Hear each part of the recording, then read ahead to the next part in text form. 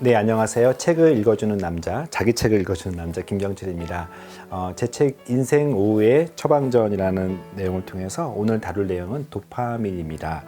우리 흔히 무력감 또는 반대로 쾌락을 결정하는 그런 대표적인 신경 전달 물질 중에 하나가 도파민인데요. 제 환자 중에 40대 후반의 여성분이 이제 사실은 공인중개사 시험을 준비하고 있어서 굉장히 집중력이 필요한데 그 나이가 쉽게 뭔가 이렇게 집중하기 어렵잖아요. 특별히 공부가 쉽지 않을 뿐만 아니라 이렇게 무력감을 많이 호소하고 피곤함을 호소하시면서 제 진료실로 왔어요. 제가 몇 가지 검사 중에 도파민이 부족하다는 것을 알고서 도파민의 전구체인 타이로신을 드리기도 했고 또 부신 기능을 강화시켜주는 그런 처방을 했더니 집중력과 어떤 그런 교감 신경이 많이 회복되면서 공부를 무사히 마쳤던 분도 있어요. 도파민 아마 처음 들어보시는 분 많을 텐데 세로토닌과 함께 대표적인 신경 전달 물질인데요. 우리가 중뇌 미드 브레인에서 나오는 대표적인 신경 전달 물질로서 흔히 도파민 그러면 유명한 질병이 있죠. 도파민이 굉장히 부족할 때 어떤 질병입니까? 파킨슨병이죠. 파킨슨병 중에 가장 대표적인 증상이 이렇게 손 떨리고 또는 걸음걸이가 되게 보폭이 짧아지면서 등이 굽으면서 걷는 그런 모습만 봐도 알 수 있는 그런 파킨슨병인데요. 특별히 요한 바오로 2세 또는 무하마드 알리 같은 굉장히 유명한 사람들이 파킨슨 걸리면서 전 세계적으로 많이 알려져 있는 대표적인 그런 퇴행성 뇌질환이죠. 이러한 파킨슨의 특효약이 바로 도파민, L도파라고 하는 그런 도파민을 처방하면서 손떨림과 또는 어떤 무드를 개선시키고 걸음걸이를 좋아지게 만드는 대표적인 치료제이죠. 지금처럼 도파민이 저하되면 질병도 생기긴 하지만 일상적으로는요 우울과 무력감 그리고 집중력 저하 같은 그런 질병이 아니지만 불편함이 생기기도 하고요. ADHD라고 하는 즉 집중력이 저하되는 그런 소아들의 여러 가지 대표적인 진단이 ADHD, 집중력 결핍, 과잉 행동 장애 증후군 이런 경우도 사실은 도파민 저하로부터 그래서 아이들이 학습 능력이 자꾸 떨어지고 집중을 못할 때 이제 흔히 의심하는 게 ADHD인데 이 ADHD도 대표적인 도파민을 처방해서 치료가 잘 되는 그런 질환들이죠. 그래서 여러 가지 도파민을 먹고 있는 그런 청소년들도 많이 있습니다. 국내에는 금지가 됐지만 같은 이유로 학습장애라든지 어떤 피곤함을 개선시키기 위해서 흔히 먹는 암피타민도 도파민의 일종이기도 해요. 이처럼 도파민이 부족해서 생기는 병도 있고요. 반면에 도파민이 너무 증가되는 경우도 질병을 일으켜요. 대표적인 정신과 질병 중에는 스키조프레니아, 흔히 조현병으로 알려져 있는 그런 너무나 마음이 또는 정신이 흥분돼서 어떤 간을 감당하지 못하는 그런 상태를 흔히 나타내요. 그래서 이상한 생각들을 자꾸 하게 되고 특별히 들리지 않는 그런 환청, 환각 이런 가지들이 또 어떤 신경의 지나친 활성으로 인해서 과격한 표현과 행동을 하는 그런 것들도 도파민이 지나치게 증가되기도 하고요.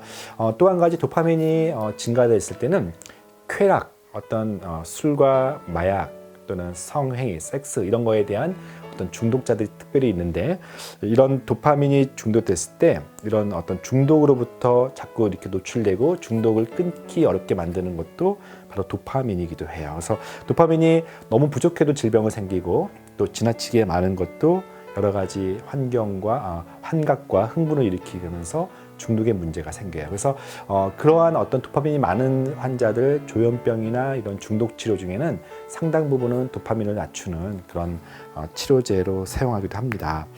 도파민을 진단하고 치료하는 것은 대표적으로 교감신경, 부교감신경을 보는 자율신경도 있고요. 소변에서 도파민을 그렇게 분석을 해서 도파민 레벨을 측정하기도 합니다. 때로는 도파민은 성격과도 관계가 돼요. 가장 대표적인 성격과 관련된 게 도파민. 그 중에서 사람들의 날 때부터 같은 자식들인데 첫째는 또는 둘째는 다 다른 성격들을 가지고 있는데 이런 성격을 결정하는 것도 도파민, 정확히 말하면 도파민 유전자라고 할 수가 있겠죠.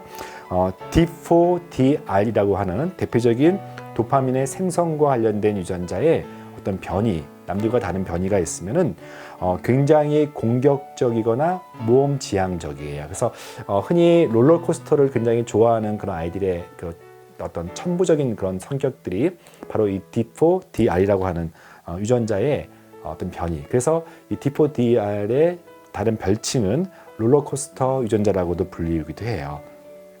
실제로 미국과 이스라엘 연구팀들이 이런 모험 추구형 성격을 분석했더니 이 D4DR4의 유전자의 변이가 있다 해서 1996년에 네이처 제네틱스에 발표하기도 했다고 합니다. 마찬가지로 그래서 어떤 성격을 결정하는 이 도파민, 그래서 내가 소방수 또는 어떤 모험 탐험가 또는 어떤 공격적인 성향의 어떤 직업을 선택할 때 이런 어떤 유전자 검사를 통하여서 이런 도파민 관련된 유전자 검사를 통하여서 그것을 선정하는 그런 경우도 있다고 합니다. 도파민에 따라서 어떤 신앙의 어떤 기질, 신앙의 칼라도 나타나기도 하는데요. 성경의 인물 잠깐 좀 볼게요. 쉽게 흥분 잘하고 무모해 보이는 대표적인 사람이 누가 있죠? 다혈질 인물 중에 베드로, 예수님의 12제자 중에서 가장 높은 제자였던 베드로, 또는 구약의 삼손은 자기 흥분을 제어하지 못해서 굉장히 많은 사람들을 때려 죽이는 그런 모습도 있죠. 그래서 이렇게 마치 영웅처럼 보이는 것은 알고 보면은 어떤 도파민과 관련된 성격의 문제일 수도 있고요. 반면에 지나치게 도파민이 떨어져서 무기력하고 힘이 없어 보이는 많은 인물들도 있어요. 아마도 삼손에게 하나님이 은혜를 주시는 방식, 또는 베드로가 예수님의 부활 이후에 사람이 바뀌는 방식들을 보시면은 때로는 삼손의 힘의 상징인 머리카락을 잘라서, 그리고 어떤 자신의 자신감과 어떤 무모함의 상징이었던 베드로가 주를 배신하면서 경험했던 그 절망이 어떤 면에서는 도파민을 낮추고 인생을 좀 더 온화하고 또는 은혜의 사람으로 만들어 주기도 했죠. 인생을 살면서 우리는 지나치게 부족하거나 때로는 지나치게 풍족하여서 실패를 경험하는 경우도 많아요. 그것은 돈이기도 하고요, 또는 명예이기도 하고 성적인 쾌락이기도 할 수 있고요, 또는 심지어 영적 자신감일 수도 있어요. 그래서 그렇기 때문에 균형이 중요합니다. 마치 앞서 말씀드렸던 도파민만 놓고 보더라도 지나치게 많고 또는 지나치게 부족한 것들이 다 문제가 있는 것처럼 균형이 중요해요. 젊음의 상징이라 할 수 있는 도파민은 결국 언젠가는 감소가 되고요, 마치 꽃이 시드는 것 같다고 할 수가 있겠습니다. 그러나 꽃은 져도 생명은 여전히 살아있고, 육신의 도파민은 떨어져도 영적인 도파민을 넘치게 하는 것이 성공적인 노화의 한 비결이라고 할 수가 있겠죠. 마지막 말씀은요, 베드로전서 1장 24절에는 이런 말씀이 있습니다. 그러므로 모든 육체는 풀과 같고 그 모든 영광은 풀의 꽃과 같으니 풀은 마르고 꽃은 떨어지되 오직 주의 말씀은 세세토록 있도다 하였으니 너희에게 전할 복음이 곧 이 말씀이라. 인생이 노화가 되면서 예전 같던 기질, 어떤 용감하고 도전적인 그런 기질이 떨어지고 노쇠를 경험하면서 나약해지고 있는 것들이 어떻게 보면 인생을 균형 잡는 또 하나의 지혜, 즉 우리가 몸은 쇠약하지만 마음은 다시 새롭게 되는 여러분과 제가 되길 바랍니다. 감사합니다.